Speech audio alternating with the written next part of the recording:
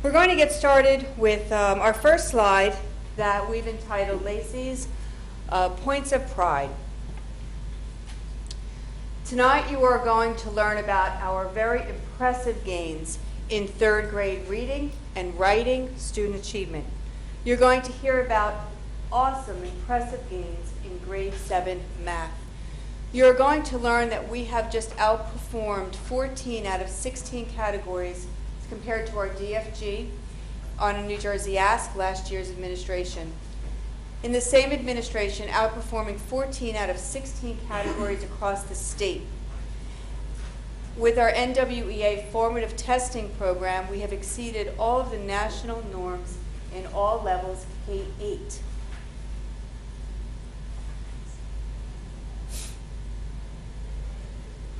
Stopped.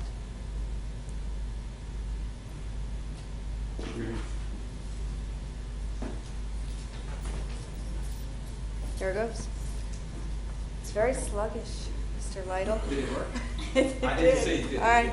100% of all of our general education students have performed as proficient on our high school HSPA, HESPA Language Arts and Literacy program. 100%. We were nationally recognized 1 out of 5 schools for our LOLA program. We have impressive gains in grade 8 science. We've had a 72% decrease in dropouts since 2011. We've had an increase in SAT test takers, an increase in AP scores, and impressive gains over time for SAT reading, +9, and SAT math, that says +11 behind that little star. So we are very, very, very excited. We've had an increase in college acceptance, and we've had the highest rating from New Jersey Monthly since 2008. Tonight on the agenda, you're going to learn a little bit more about our curriculum and how it is driven by the Common Core for English, Language Arts, and Math. You will learn a little bit more about the assessments that we give. Those are coming, our new generation of test called PARC. I know that you've heard that name before. Our national, state, and local assessments, and then we'll be talking with you tonight about our achievement results, what those look like. New Jersey Ask, HESPA, the SAT, and NWEA. We'll also be sharing with you tonight our college acceptance rates and college attendance rates, and lastly, some of the information coming from our New Jersey school performance reports. So, at this point, what I'd like to do is introduce Dr. Clark, Assistant Superintendent, who will be sharing information with you about those first 2 items, curriculum and assessments. Dr.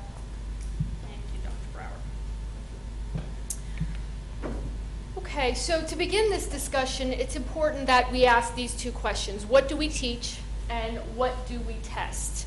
So as you can see on this slide, the type there that's on the bottom, social studies, technology, visual and performing arts, world languages, 21st century life and careers are part of what we call the New Jersey Core Curriculum Content Standards. And these standards were introduced in 1996, and every 5 years, the State Department of Education updates the standards. So now we are up to the 2014. This is the year that the State Department of Education is updating those standards. So we now refer to them as the 2014 New Jersey Core Curriculum Content Standards. In the areas of ELA and math, those are areas that are going to be tested by what we call the Common Core state standards, and I'm sure all of you have become very familiar with the Common Core. And the way that we are going to test the Common Core is through PARC testing. And I'm going to be talking a lot about PARC testing in the next few slides. And as you can see, it's marked there tested because those are the areas that we test. So we are currently not administering state tests in social studies, technology, visual and performing arts, world languages, 21st century life and careers. Every other area is tested. Science, we are just in the process of transitioning to the next generation standards. And one of the things I wanted to say about that is the 2 websites that you can go to are very, very helpful in terms of providing information. But there's a quote that refers to the next generation standards that reads that these standards reflect a new vision for American science. The vision is designed to help realize a vision for education in sciences and engineering in which students over multiple years of school actively engage in scientific and engineering practices. And as we all know, there's been a focus on STEM, science, technology, engineering, and math. And if you do some research on this website and other websites, you'll see that there's a lot of reference to the fact that we as public educators, as public education systems, have to do more to increase the students that are looking for or are prepared for colleges in engineering. Other countries are, I'm not going to say outperforming us, but are outnumbering us in those types of careers. And so the next generation science standards are intended to increase those types of students, and we're certainly going to do our part. And I'm going to be talking a little bit more about the Common Core as well. So let me transition here. So as you can see from this map, New Jersey adopted the Common Core state standards in 2010, and in 2014 is where we're starting to realize that transition, because this is the school year where all students will be participating in PARCC testing, whereas before students participated in the New Jersey ASC and the HESPA, as Dr. Brower pointed out.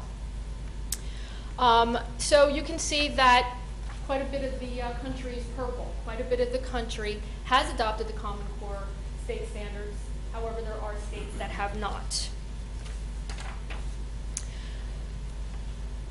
So let's talk a little bit about the impact of Common Core and PARCC and what that transition from New Jersey ASC and HESPA really looks like. So let's start nationally. So we know that the national assessments refer to the SAT. We all know what the SAT is. The ACT and advanced placement classes, the way we know them as AP courses here at the high school. And we know that the AP courses provide students opportunities to take these college-level classes that many colleges and universities recognize for credit, especially when students achieve passing scores or very high scores in the AP courses. The NAEP stands for the National Assessment of Educational Progress. It's also known as the nation's report card, so you may see that reference interchangeably. And I will tell you that the NAEP is the largest nationally representative and continuing assessment of what America's students know and can do. And the way that NAEP is administered is that certain public schools are asked to participate, and I can tell you that probably for the past 10 years we have been asked to participate in NAEP. It is not a standardized test in the sense that for like the New Jersey ASC, all students must participate. It's a sampling of students. And that is a test where it is at times optional. We'll send a letter home to parents letting them know that your child was selected to participate in NAEP. And we certainly encourage participation because it helps New Jersey find its part in the country. So in March of 2015, 2 of our schools were selected to participate in NAEP, and that is Forked River School, so grade 4 students will be participating, and Lacey Township Middle School, grade 8 students will be participating. So I just wanted to give you an overview of what the national assessments look like. So now let's talk a little bit about the state assessments, and we're going to be doing this throughout the presentation. Dr. Brower is going to be making some reference to performance, the performance of our students. In the 2013-14 school year, our 3rd, 4th, 5th, 6th, 7th, and 8th grade students participated in New Jersey ASC Language Arts and New Jersey ASC Math. So this is the last school year, former school year. Our grade 4 and 8 students participated in New Jersey ASC Science. Our 11th graders participated in the HESPA, High School High School Proficiency Assessment, and our 11th grade students also participated in the HESPA Math and the Biology Competency End of Course exams. That stands for End of Course. EOC stands for End of Course. So that's what last year looked like. So let's take a look at what it's going to look like this current school year. So we have spent quite a bit of time talking about PARCC, getting ready for PARCC, transitioning to PARCC, and I'm going to show you a transition slide and talk to you a little bit about what that transition looked like. In addition to the PARCC testing that our 3rd, 4th, 5th, 6th, 7th, 8th, and high school students will be participating in, our grades 4 and 8 students will continue to participate in New Jersey Ask Science as we transition to the next generation science standards. And our high school students will continue to participate in the NJBC TAPE, which is the Biology Competency Test. So I just want to give you an overview of what testing looks like for this current school year. So let's talk about the PARCC. This is the PARCC timeline. And the PARCC timeline is a very important slide, and it's a slide that we've been looking at for quite some time. I know it's a little difficult to see, but I'm just going to highlight for you some of the things that we've been working on. So we know that 2010 is when New Jersey adopted the Common Core State Standards. I mentioned that to you earlier.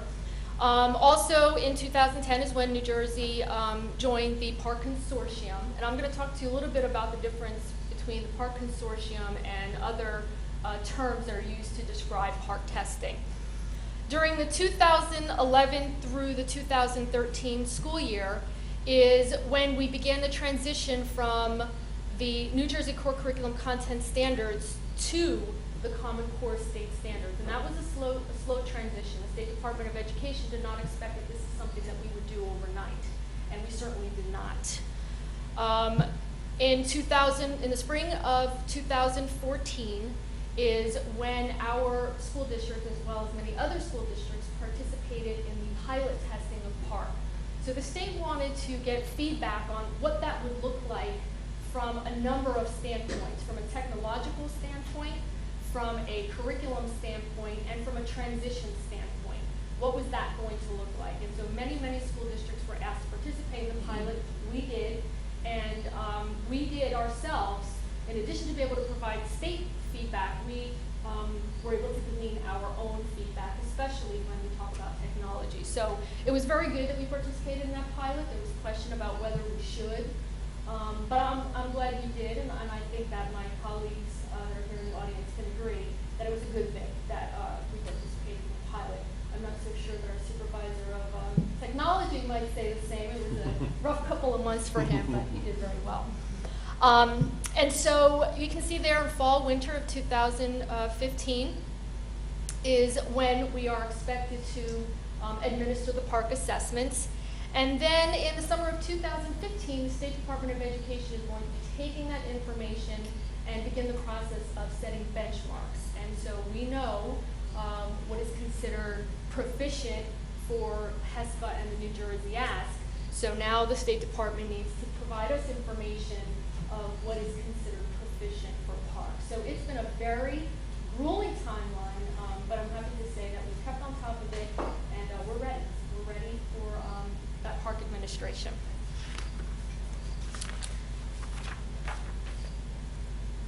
So this is the slide that I wanted to explain to you a little bit about what is the difference between the Smarter Balance and the PARCC states. So the most obvious difference is you can see in orange the states that call themselves the Smarter Balance states, and then the states that consider themselves PARCC states. So you can see New Jersey, as tiny as it is on our map there, New Jersey is a PARCC state, and that simply just means that New Jersey chose to participate in the PARCC Consortium. But really, what is the difference between the Smarter Balance and the PARCC states? And that is simply the types of tests that are administered. And so after the consortium laid out for New Jersey what that encompassed, New Jersey decided to go with the PARCC Consortium. So as part of the PARCC Consortium, there are 4 components to PARCC testing. 2 of them are required. One is called the performance-based assessment. We call it PBA. And the second is the end-of-year assessment. And there are 2 windows for those tests to be administered. The PBA is going to be administered in a window, which, by the way, we did not choose that window. The State Department of Education lets us know what those windows are. And the PBA will be administered from March 2nd through the 27th. And the key functionality of the PBA is to test students' ability to write in English language arts literacy and complete multi-step real-world application problems in math. And so you're starting to hear some big words, and I think by the time I'm done with this part of the presentation, you're going to start to see that rigor is a theme for Common Core and PARCC testing. The end of year assessment, the EOY, is going to be taking place from April 27th through May 22nd. So while those are pretty large windows, I can tell you that your students, your children, they're not going to be testing every single day during those windows. 1 week is going to be designated for one school, the following week is going to be designated to another school, so it's not like they're going to be testing every single one of those days in those windows. So I just wanted to point that out. The key function of the EOY is to identify students' reading comprehension levels in ELA and conceptual understanding in math. And so it's intentional that those tests are administered at the end of the school year when we expect that instruction is coming to an end for that particular year. So I wanted to outline the two differences between those tests and identify for you what the difference was between the Smarter Balance and the PARCC states. Because I really believe that there's a lot of information about PARCC, and a lot of it's very confusing. And if you go on the website, you try to understand it, it can be a little overwhelming. So I wanted to outline some of that. One of the things I wanted to say, though, is that the PARCC website is a very resourceful site for parents, for teachers, for students. And one of the things that you'll find on the PARCC website, and by the way, you can find the link to the PARCC website on our district website. One of the things that the PARCC website has provided are sample questions. And even in looking at the sample questions, you can start to see what I'm talking about in terms of rigor. So what I did here is I provided some examples in the next few slides just to give you an understanding of what that rigor looks like and what questions used to look like in New Jersey Ask and what they're going to look like in PARCC. So one of the shifts in thinking for PARCC is that most college and workplace readiness skills are going to require that students, or I'm sorry, not students, they don't have students anymore. Well, they will at college level, but not in work. That they're going to write, but not just to write, Their writing is going to require evidence, and that's one of the examples that I'm going to go over with you today. I'm going to explain to you what that really means. And students have to have the ability to cite evidence, differentiating strong evidence from weak evidence. And so that is going to differentiate where students are strong in writing and where they're weak in writing. And the PARCC testing is going to help us identify where we need to help students to increase those skills so that they are ready for college and workplace. The whole point of PARCC is career and college readiness. So that's the shift in thinking. And evidence is a major emphasis of especially the ELA standards. So let me get to those examples that I was talking about. So let's take a look at this first example. So when we talk about evidence, we talk about non-text dependent and text dependent. So take a look on the left. In Casey at bat, Casey strikes out, describe a time when you failed at something.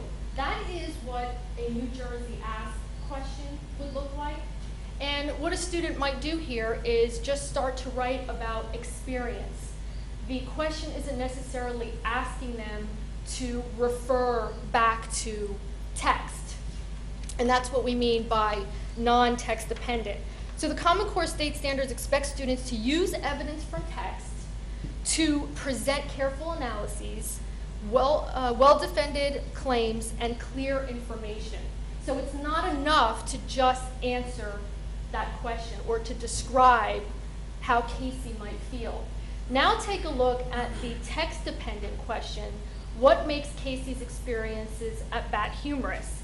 And so, as you can see, That question might ask the student to refer back to what they just read to be able to explain what was humorous about Casey's experience. It's not enough to just give an opinion or their own personal experience. They have to rely on the text to explain their answer. So you're starting to see the differences in rigor. Next example. So take a look at the example on the left. In Letter from a Birmingham Jail, Dr. King discusses nonviolent protests.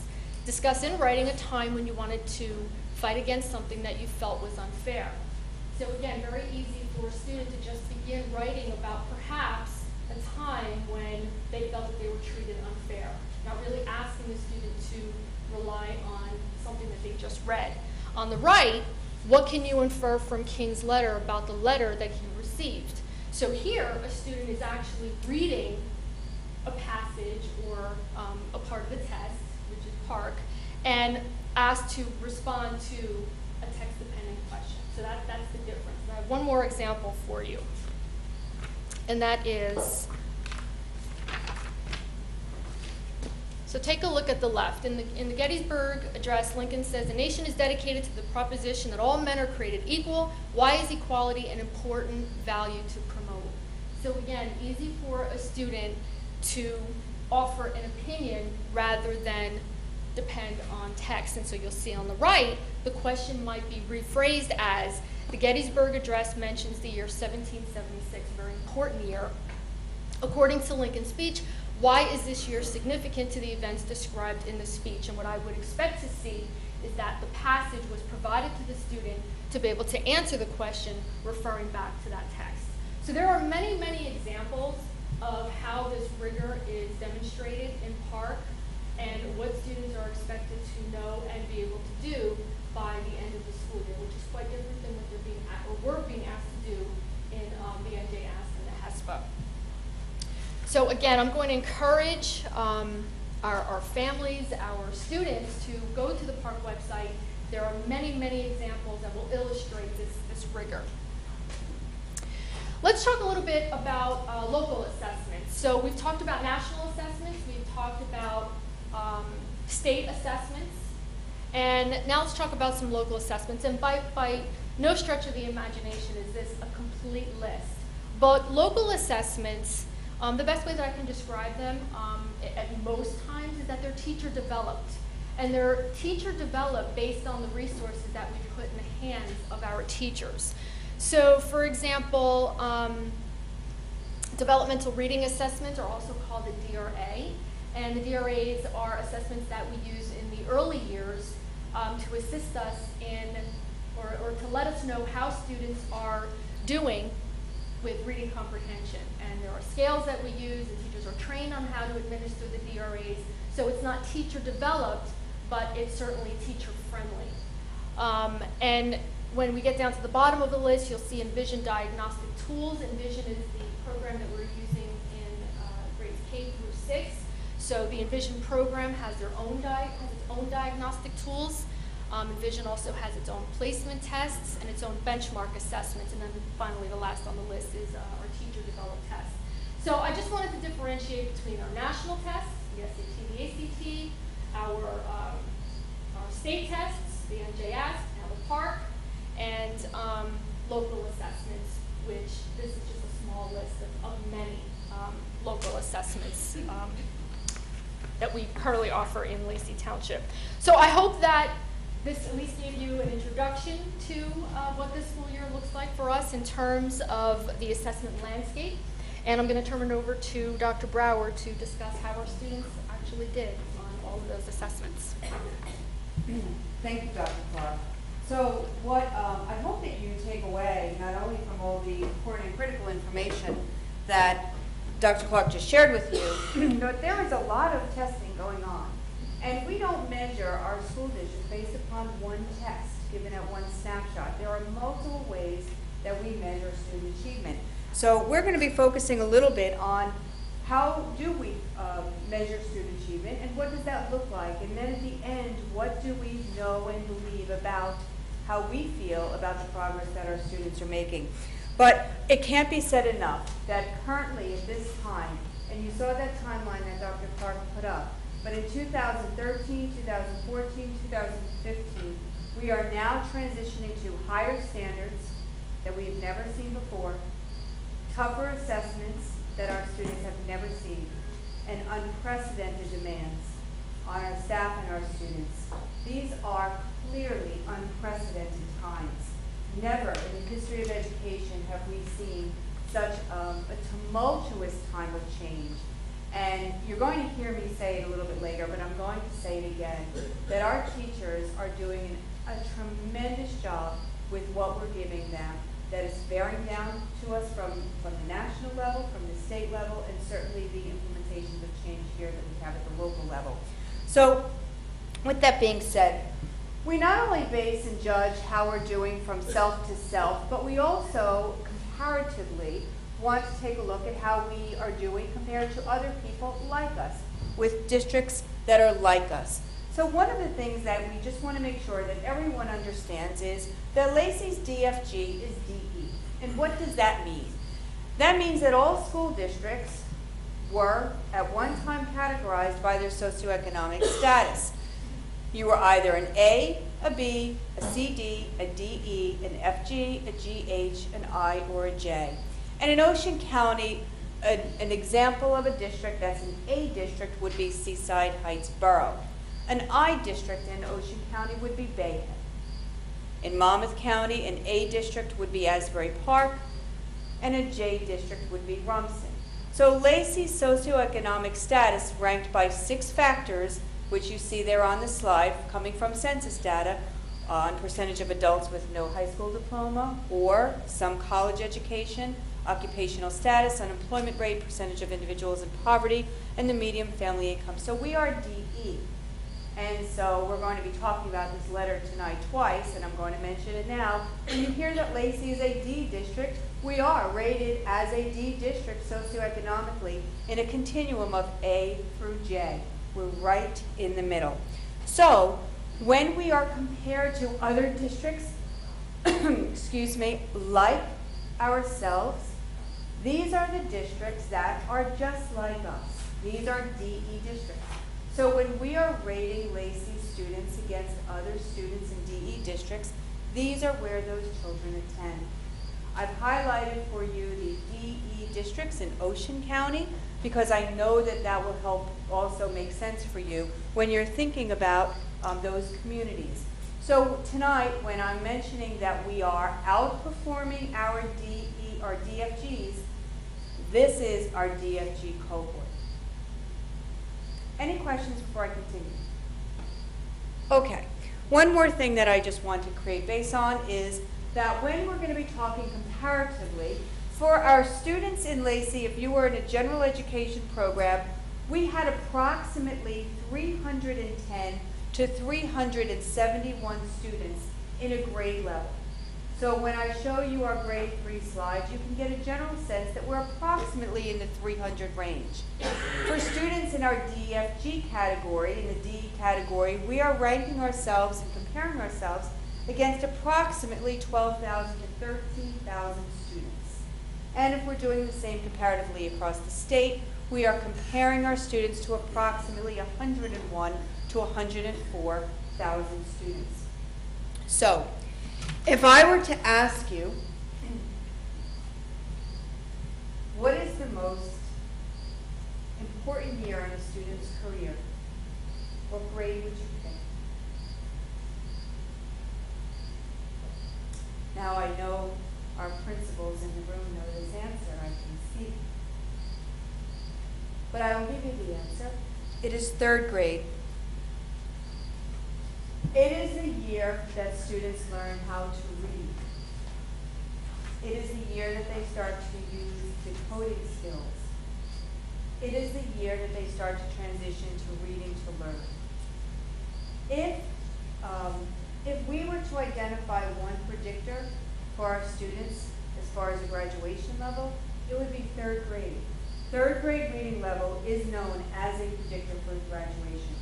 A recent study finds that a student who cannot read on grade level by 3rd grade is 4 times less likely to graduate high school. by the age of 19 than a student who can read proficiently by that time. If you add poverty to the mix of that, that student is 13 times less likely to graduate school than a proficient or wealthier peer. So, for several years, we have been talking about third grade, third grade, third grade. That is our conversation. What are we doing at third grade?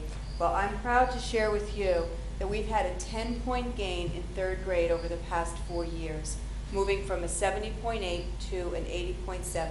That is a 10-point gain in our general education population. The maroon line at top, where you just heard me read 70.8 to 80.7, represents Lacey's general education population, a 10-point gain for our gen ed population, where the state, represented in the green, stayed flat. Now at the bottom, you'll see our special education graph. You'll see that we were at 46.0, that's proficiency for our special education students. We take a little dip, and then we come right back up at the end at 45.2. You'll notice that we are far exceeding the state average in that grade level. Now, before I continue on with our slides, what I want to point out to you is this, that you are going to see a trend, not just here in Lacey, but everywhere in our state and in our nation, that there is a gap. And the achievement gap that you hear about, No Child Left Behind, and the whole basis behind No Child Left Behind was to address this achievement gap. Researchers and educators have been talking about the achievement gap for decades, and it exists. And no one yet has been able to figure out how, in fact, to close this gap. We make strides, we make gains, and then we'll see dips again. So the bottom is one of our largest disaggregated cohorts of special education. And we have other data to show disaggregation on students of poverty who are in free and reduced lunch programs or by ethnicity. But this is a large cohort, and you'll see that we definitely do have an achievement gap. But notice our achievement gap is quite different than the state's. Now I'm going to show you one more slide, and that's this one.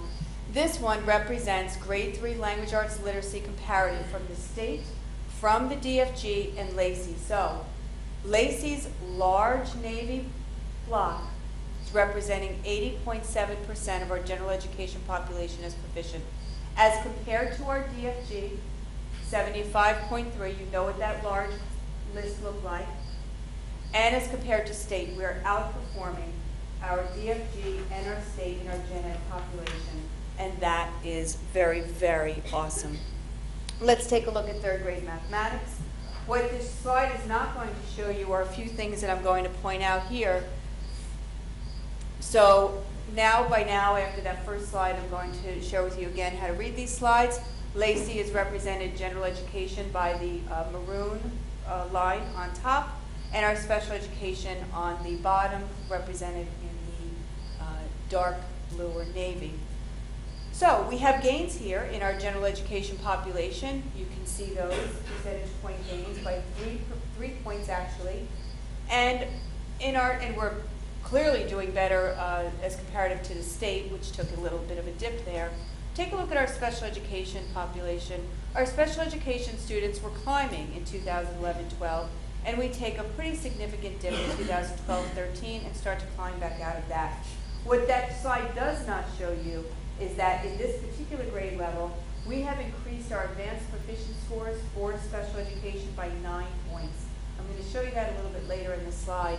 The other thing that I'm going to now mention to you for the first time, and I'm going to use foundationally for you with Dr. Clark's presentation, in 2012-13 and 2013-14, the State Department started to use the Transitional Ask program, and that meant that they started to introduce the questions that Dr. Clark just shared with you on that slide.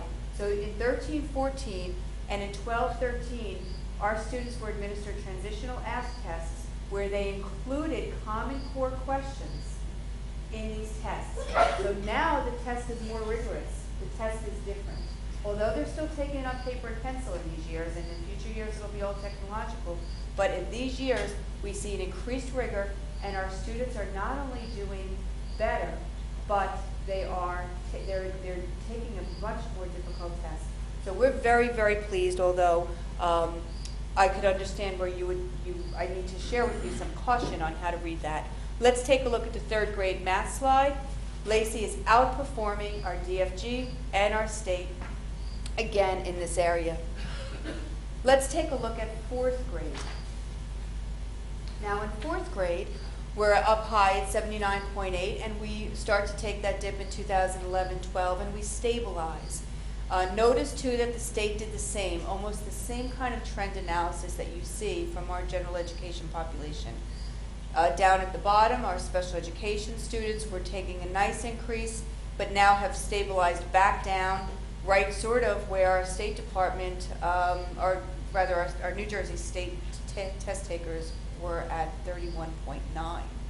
So in fourth grade, I'm going to share with you again that our students are taking a much more difficult test, a much more rigorous test, with the full implementation of Common Core in these years. We would expect to see some fluctuation here. But comparatively, we're outperforming our state and outperforming our DFG in fourth grade language arts. In fourth grade mathematics, we see general education sort of holding their own, still outperforming at the state by almost 4 points or so, and our special education scores moving down just again, but we're still outperforming the state and still outperforming the DFG that I'm going to share with you in the next slide. So focusing on this fourth grade math slide for a moment, so we have new curriculum that is in place. We have Envision Math program that we're currently using. So we'll be taking a look to see what happens, and this is an opportunity for us to drill down to say we didn't see those dips in our general education population, so what's causing that in our special education population? Just so that you know, there are approximately 70 students or so represented in our special education cohorts. That'll give you a sense of the scale. So obviously, you know, the smaller that percentage number, the higher these fluctuations will be with such a small subgroup. But in mathematics, compared to the DFG and the state, Lacey continues to outperform in both of those areas. So, the principals at the end of a cycle like this get together and they meet with their staff, they meet with their teachers, and they say, what were the highlights? And so I asked them, what were the highlights from 2013-14? And Cedar Creek shared that in third grade in English Language Arts, their cluster scores were equal to or higher than 6 out of 6 areas for the district and the state. In grade 4, mathematics, special education clusters, at Cedar Creek they were higher than 5 out of 5 categories in district and 4 out of 5 in state. In Forked River, grade 3 and 4 mathematics scores increased in all subgroup populations when compared to their prior year's report. And in grade 3 language arts, their achievement scores are the highest for the total students compared to the previous 5 year scores. Now that's very impressive, because when you're talking about total scores, that includes general education and special education population with all other subgroups. Total groups is a very impressive category to make a change. In Lenoka Harbor, grade 3, again, remember I've been talking about grade 3 being a critical year. ELA cluster scores were equal to or higher than 6 out of 6 areas compared to the DFG and state. And at grade 3, Lenoka is proud of their cluster scores in math, which are equal to or higher than 5 out of the 5 areas compared. And in every single circumstance, we are very, very proud to highlight our dynamic and dedicated teachers, staff, and parents. So their focus for the 14-15 school year, when they take a look at their data, and we talk about driving instruction using data, they came back and they said that they're going to continue to focus on professional development designed to refine their teachers' knowledge of available strategies and interventions with a focus on implementing the comprehension toolkit and explorations in nonfiction literacy, which is a focus. In each school at Cedar Creek, at Cedar Creek, under the leadership of Jackie Renuska, Principal Renuska is implementing some small group instruction strategies using explicit skill instruction and math centers. At Fork and River, under the direction of Mr. Fiedler, open-ended responses will be his focus in his school, with an emphasis on working to increase students' proficiency in the area of writing open-ended responses through the implementation of Writer's Workshop. And lastly, at Lenoka Harbor, under the leadership of Mr. Principal Brewer, Writer's Workshop again and aligning responses to PARC. So those will be the focus areas for the principals. Let's take a look at grade 5. So, before I put up the 5th grade slide, you should know that really 5th grade has struggled, not only here in Lacey, but in other schools. And when I speak with superintendents, they tell me about 5th grade. So it is no surprise to me that our 5th grade scores are going to be a little difficult to view. So let me put them up there, and here they are. We go from 70.6, we go up and see some nice gains. We come back down to 73. And now in 2013-14, we are below the state average. So that is something that has our attention, and Dr. Kopak is fully ready to embrace this challenge to figure out what is going on and what we're going to do about it. But let me share with you this. That 5th grade is a transition year, so we have all of our students coming from different elementary schools into one grade. We also have a new implementation coming down with our curriculum and some materials that we need to purchase as well to make sure that they're aligned. Take a look at our special education scores. Interestingly, this phenomenon happens to change the trajectory, because in this particular grade level, our special education students have pretty tremendous gains when, comparatively to the state, it remained flat. The intervention, when asked, and we spoke with Dr. Kopak and said, what do you attribute the intervention, particularly that we're seeing in special education, and response came back that Read 180, and that particular program seems to be making a difference for our students at that grade level.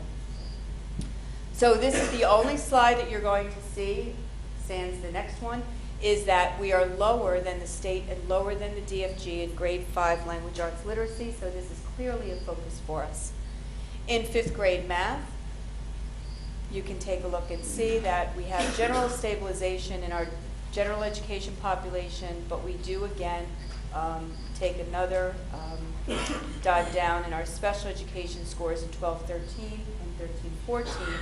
Again, I'll remind you that this is the year that we are effecting some change at Mill Pond, where we are now implementing teacher teams with a new schedule and some more time for language arts literacy and math instruction. Typically, it takes about 3 years to see results on a whole school reform initiative like that, so we're expecting to see some results in next year's presentation. Comparatively, we are lower than the DFG considerably, and just slightly by state. And in 6th grade, it doesn't look so bleak. We continue to outperform our state and DFG, which has been a general theme that you've been hearing me say. So we're very excited about that. And similarly, outperforming the state and DFG in 6th grade language arts from a comparative perspective. And the same thing happens in mathematics, where we are outperforming. And even though we took a turn in special education scores, still very much outperforming the state in both categories in 6th grade math. Lacey continues to outperform the state and DFG by pretty significant numbers there. And in the same way now, we've asked Mill Pond leadership to come back and tell us about your highlights. In grade 5, their NWEA results showed growth and progress in ELA and exceeded growth in mathematics. The new master schedule for grade 5 was developed in this school year. And in grade 6, there is an increase in instructional time for ELA and math with common planning, and increased professional development within Vision Math and professional learning communities, known as PLC affectionately, focused on math. Mill Pond shares that they are very proud to highlight their dynamic and dedicated teachers, staff members, and parents. For the upcoming year, Mill Pond will focus on ELA and social studies with unit focus on combined projects, mathematics and science curriculum units looking to expand concepts, PLCs focused on special education, English language literacy, math, science social studies, technology school planning, and their Proud Plus program. This year, Mill Pond started a new initiative called One School, One Book, and that is where all of the students are reading the same book along with all of the students, and this year's novel is Bridge to Terabithia. So all of the students and the entire community will be reading Bridge, and that really gives everyone in the school an opportunity to develop themes and units throughout. Let's take a look at 7th grade. So over at the middle school, really nice gains in our general education population. You can see far exceeding and stepping away from the state. And in special education, we had a really good year in 12-13 with that particular cohort, but in 13-14, we saw a change there. And I will share with you that we've had a change in our 7th grade population at middle school. We had about 45 students in our special education program enter the new program at grade 7 language arts. So that, along with the focus on increasing informational text, will be an area that has the attention of the middle school administration. But we are far exceeding the state and far exceeding the DFG. Taking a look at 7th grade mathematics, we have a 25-point gain. So this is a real bright spot for us, and you can see that we grew tremendously from 10-11 all the way. And I'm going to say it again, I've said it before, on a more rigorous test that has changed dramatically what students need to be able to do. And our special education scores went from below state rather, and now above state. Very, very impressive. Comparatively, we are doing exceptionally well there. Let's take a look at 8th grade. In 8th grade, you see that we are far exceeding gains that are students attending schools across the state. So we are doing very well comparatively. And even though we're seeing some changes in the downward swing in special education, which you've seen has been, a general theme, because these tests are more difficult, we are doing very, very well compared to our students taking the test across the state. And again, you will see that we are outperforming state and outperforming students in our DFG and 8th grade language arts.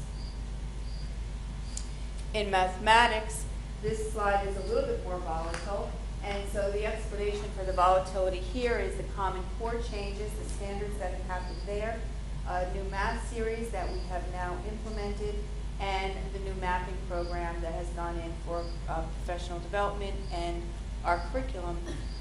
What's particularly interesting about this grade 8 slide is that we have really had to take a better look at what we were delivering our students at grade 8, moving from a pre-algebra program to a more rigorous algebra program.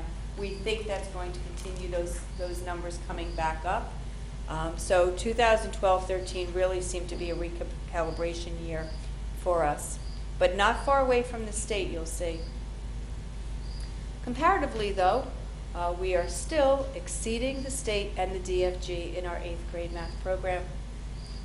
So our middle school highlights, the NWA results are showing growth in both ELA and math. New math curriculum and textbook fully aligned to Common Core, professional development in the area of literacy and teaching of math, the implementation of our curriculum maps, and we are echoing again the dedicated and dynamic teachers, staff, and parents. Middle school focus is professional development and literacy across the curriculum, exposing students to informational text, exposing students to complex problems, implementing the STEM program, and using data to help drive instruction. We also administer our science tests, and I'll just briefly share with you that there have been no changes really to our science curriculum. And there are no new tests right now for science, so those numbers stay relatively stagnant rather. But we are comparatively doing very well in 4th grade science. 8th grade, significant jump in special education. Had an opportunity to get some feedback from Mr. King and the department chairs there, and response is coming back that there have been some changes there, where our special education students are sharing lab time with our regular education students. They're sharing general class time, and there was a change in special education staffing. So tremendous gains there. Not so, there you go again. You're getting very used to seeing that very awesome slide. Now NWEA. You've heard me talk a lot about NWEA, and NWEA is a formative assessment administered in kindergarten through grade 8 this year, grade 9 last year. The areas of blue indicate that we are outperforming students nationally. So out of all of those categories, our kindergartners are outperforming students nationally. Our grade 2 students, our grade 3 students, and our grade 4 students are all achieving at higher rates on their RIT scores nationally than the others. I didn't highlight grade 1, but you'll see they're actually on point, near adjacent point. But I didn't take the color because they were the same. So this slide specifically shares that we are outperforming those categories nationally. The same thing happens for the NWEA grades 5 through 9. We're outperforming in math and outperforming in 6th grade nationally and in all categories in the middle. I shared this with you before. My first slide, 100% of our high school students have passed the HESPA in language arts if they are in a general education program, and tremendous growth if you were in a special education program. We are very, very excited about the work that's happening in our classrooms with our teachers and the accomplishments of our students. 100% proficiency. And in mathematics, you'll see some nice gains there in Lacey, and we are actually just shy of outperforming our students across the state, but comparatively still outperforming the state and DFG. This is the New Jersey Biology Competency Test, very closely aligned to the state, but something is happening in our special education population, and this has our attention just like our 5th grade did. So it'll be something that we'll continue to investigate to find out what's happening with our program and if we need curriculum, resources, time, etc. Highlights. For high school in 13-14, our graduation rates have increased. We have more AP offerings, or we've been transitioning to Common Core and Park. Classroom expectations beyond the HESPA. Under the leadership of Mr. Hanshu and his staff, the LOLA program won the Transformational Award, 1 out of 5 schools nationally for our online learning program. Really changing the way we're teaching math to a conceptual approach. You've heard about the STEM program, and really there is a cultural shift happening at the high school as we speak about the concept of what's being taught to what's being learned. And a new stretch program for after-school help. All happening with dynamic and dedicated teachers, staff members, and parents. The focus areas are in front of you, and you'll see some continuations based upon the highlights.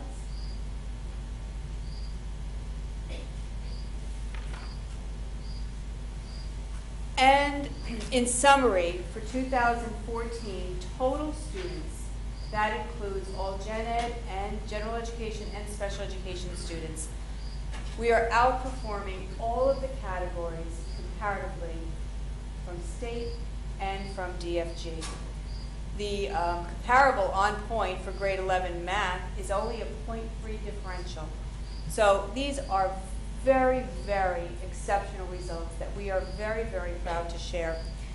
Nationally, on our SAT scores this year, you're going to see some percent changes there. In reading in 2010, our students, the mean score was 483. In 2014, the mean score 492. And that is a 5-year change total of +9, outperforming a change score from New Jersey, which only yielded 0.6, and total group was -3. In math, Lacey enjoyed a +11 point gain over 5 years, outperforming New Jersey's +9, total -2. And in writing, there is no change over 5 years. We go up and we go down. And there were changes there at the New Jersey and state level as well. The SAT is an aptitude test, so comparatively, if we take a look at the blue bar, Lacey, the state is green, and nationally is in that maroon color. You'll see that we're right on par. Can we do better? Absolutely. But what's interesting about our SAT data is we have more students right now taking the SAT than ever before, represented by that black line. In 2011, we had 190 test takers, and last year, 215. So that is going to result in some changes. The more students you have taking the SAT, it certainly will affect the scores. But you'll see that there are very impressive gains in most of the areas in our SAT comparative data chart. Advanced placement. Advanced placement is another area that we are very, very proud to show data, and that is that in 2013, 58 students achieved a score of 3 or better, receiving college credit for those classes. In 2014, 74, so from 58 to 74. Impressive gains going from 118 to 125. The more students that we can get involved with our AP scores, the better our results will be, and particularly when we are rated by media events, because that's what they like to look at. But college acceptance and graduation rates are very important to us as well, and we put that into the portrait and the landscape when we try to identify how Lacey is doing. Here you're going to see that in 2014 we have had the highest range of students attending a 4-year college, 42%, from a 32% in 2013. We are very, very excited about our gains with students who are considering attending 4-year colleges. But it's not just being accepted to a 4-year college, it's attending colleges. And this list is compiled from the 2013-14 graduates who have attended the top 150 national universities as rated by U.S. News and World Report, their rankings for 2014-15. I'm going to give you a minute to take a look at that. That is a very, very impressive list.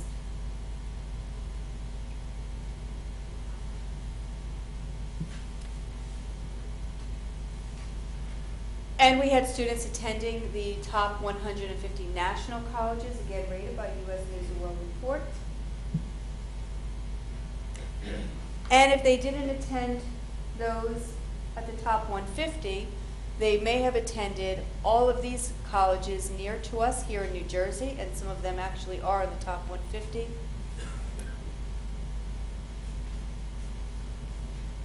And if they've decided to leave us and go farther away, we do have a student attending University of Hawaii, and they are attending career and trade colleges, and some of the most outstanding ones in our nation are listed there for you.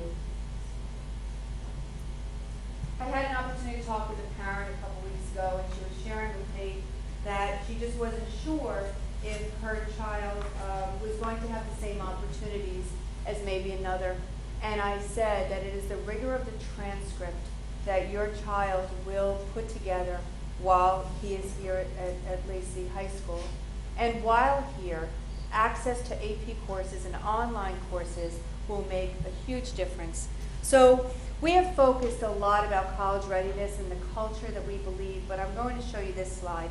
When I came to Lacey several years ago, conversation was focused on our dropout rate. I know you know that because it was something that you and I probably talked about time and time again. So I'm very proud to share with you that we've had an over 70% decrease in our students dropping out since 2011, at a high of 46, and in this past year down to 13. We want that number to be 0. It's what we care about, it's what we strive to do. We're very, very excited to share that we have more students who are leaving with a high school diploma than have been in the past few years. Lastly, I will share with you that we also have another indicator to evaluate our success, and that is the New Jersey School Performance Report. which has 3 primary drivers: focus, benchmarking, and improving. And it's a very complex report, not very easy to make a summary of it, but we have decided that what was very important to us was to identify the bands of proficiency in each of the categories. I think, Mr. Lytle, our battery is going dead here. So at Lenoka Harbor, this is a proficiency trend, and I'm just going to orient you to the slide. So let's just focus on the one on the right for a moment. The green section on the right indicates the percentage of students who are in the advanced proficient range. The yellow indicating proficiency and the blue indicating partial proficiency. So we like to say the prettier slides have more green on top and less blue at the bottom, because that's showing increasing proficiency. So I'm happy to share with you that Lenoka Harbor has a very impressive slide when you take a look at the math on the right in proficiency trends, showing really strong bands of green and lesser bands of blue. Over on the left are the language arts trends in proficiency, so 4% in advanced proficient in this past year, which is awesome. We don't have these charts yet for the 2013-14 school year. Here are the bands for Fork and River, on the left language arts, on the right math.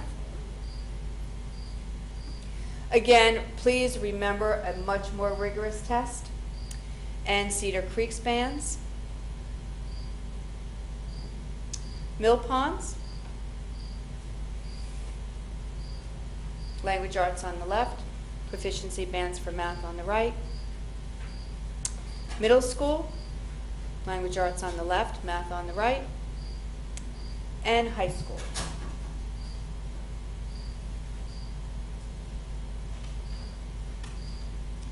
Lastly, I'm going to recognize that some people only take one snapshot and judge our schools just based on one thing.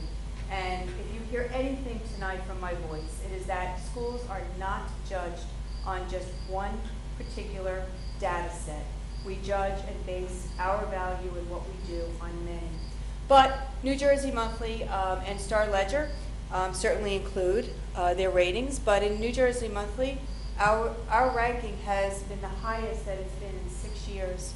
So in 2008, we were ranked high school, out of all the high schools, number 238, and in this year, 210. So we're very proud of that. And I've had a conversation with Principal Hanshu, and we are certain that you are going to be very, very excited 2 years from now, because we have a plan to make that go even higher.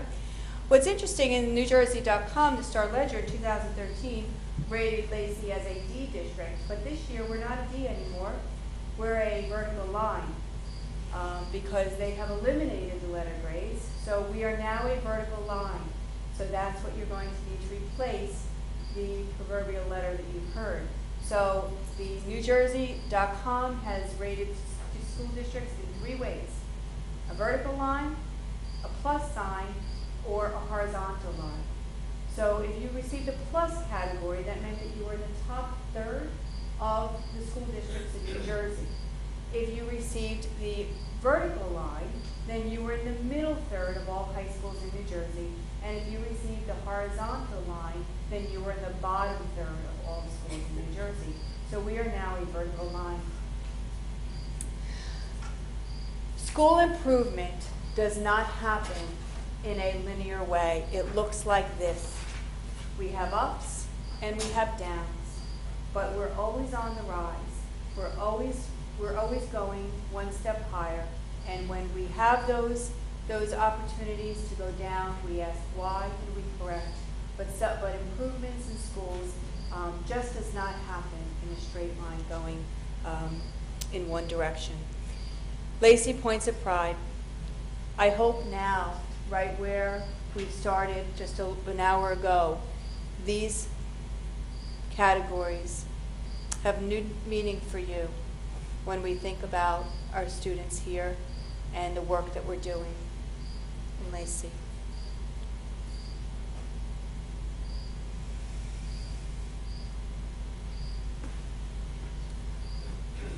We're planning a parent presentation in January so that we can just take a deeper dive with our parents on what Common Core is and what Park is. We hardly scratched the surface on that tonight, so I hope that you'll consider. And the last thing that I make in closing comments before we open up for questions is I want to thank our teachers, our support staff, our child study teams, our counselors, our school leaders, our district leaders who are working every day to deliver the very best to our students. This is an outstanding school district with outstanding students and outstanding teachers. And it is my job, my moral imperative, to share that with you in every way that I can, that we have an exceptional program here, and we believe that if we're not getting better, we're not improving. So everything that we do every day is to make Lacey a better place and a better school for our children. So I thank you for your support and your listening. I thank Dr. Clark for your presentation and for all the principals here and school leaders and supervisors for the work that you do. And especially thank you to the teachers that are here. With that, I open the floor for any questions or comments.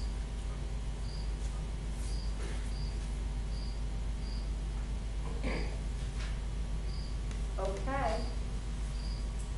Well, if you do, you know that you can contact us in any way, call us, email us, contact any of the school principals or supervisors or district staff, and we would be happy to answer your questions. And thank you. Thank you to the members of the Board of Education for all of your support and the work that you're doing to help us continue with the work that we want to do. So thank you.